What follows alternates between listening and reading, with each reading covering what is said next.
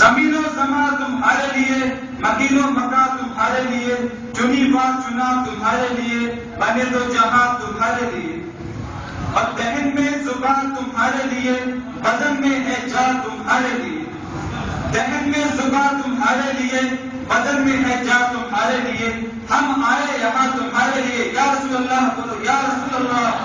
ارے بھائی ہم یہاں کس کے لیے جمع ہوئے ہیں؟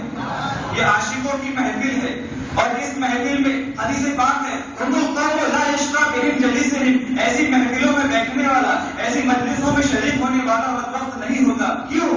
کیونکہ فرشتے ملائکہ زمین سے لے کر آسمان تک چھا جاتے ہیں۔ دنیا کے لوگ اسلم بھائی، ستار بھائی، بابو بھائی اور مسجد کی جماعت والے یہ دنیا کی شیرینی تقسیم کرتے ہیں، اور اللہ تعالیٰ یہ رحمت کی شیرینی تقسیم کرتا ہے، نور کی شیرینی تقسیم کرتا ہے، وہ بھی اتنی عام کہ نہ مستحق کو بھی حصہ دیتا ہے۔ تبھی تو کسی نے کیا یہ خوب کہا ہے، جہاں ذکر حبیب ہوتا ہے، جہاں ذکر حبیب ہوتا ہے خود خدا بھی قریب ہوتا ہے، ان کی محفل میں بیٹھنے والا آدمی خوش نصیب ہوتا ہے۔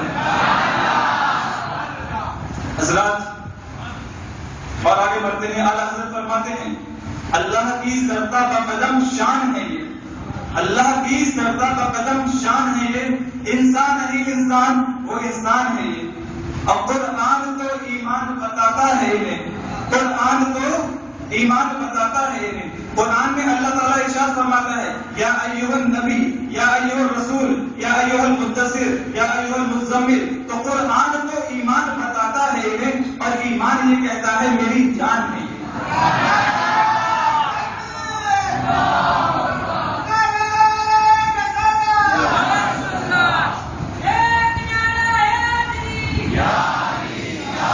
حضرات محترم، خطبے کے بعد میں نے جس آیت کریمہ کی تلاوت کی تھی تو اس کا مفہوم میں آپ کو بتاتا چلوں۔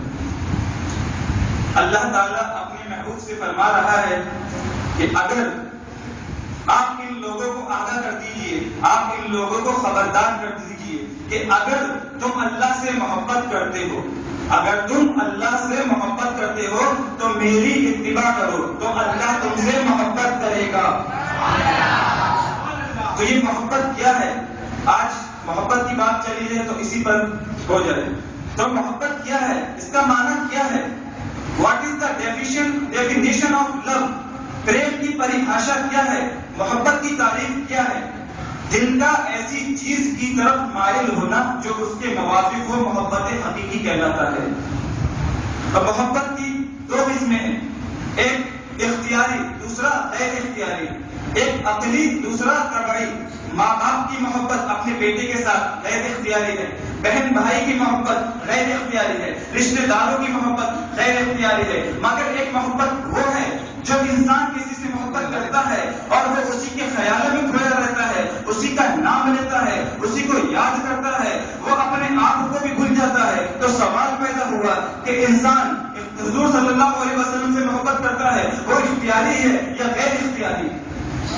تو آئیے اس سوال کا جواب بھی دیتا چلوں کہ جو چیز انسان کی عقل میں سما جائے اور وہ چیز خوبصورت ہو تو انسان اس چیز سے محبت کرنا چاہے گا، اور ظاہر ہے انسان اپنی عقل کی بنا پر اس چیز کو پسند کرے گا جو خوبصورت ہو، کیونکہ یہ اس کے اختیار میں ہے۔ پھر سوال پیدا ہوا کہ انسان اختیاری محبت زیادہ کرتا ہے یا غیر اختیاری؟